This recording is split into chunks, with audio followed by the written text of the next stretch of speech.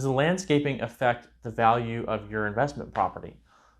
It depends on the buyer, it depends on the neighborhood, it depends on a few different factors. Now, if your property is in a really like a top of the line neighborhood, it's an A-class neighborhood, and then the surrounding properties all are very well manicured, and that's kind of the standard for the tenants there, then it's probably going to affect your property value because the buyer's going to look at that and say, in order to get the A-class tenant that I want to live there, I need to make sure that my property is at least as good as the ones next to me, if not better. And so they're going to factor that into their purchase price, and they're going to say, I need to save aside this much money to get the property into that kind of a condition.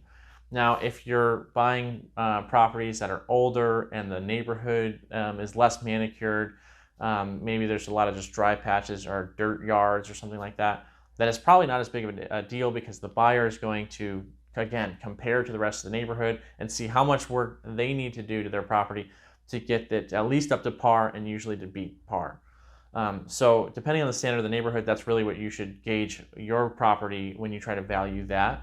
How good do you compare? That's why we always use comparable sales, right? How much did that property sell for and what condition was it in? If the properties are very well manicured and that's what they're selling for, that's what you should try to get yours to match or beat. And then same thing, if it's just no one really cares in this neighborhood, then that's fine. I wouldn't put a lot of money into it because I don't think a lot of people are going to really care about it.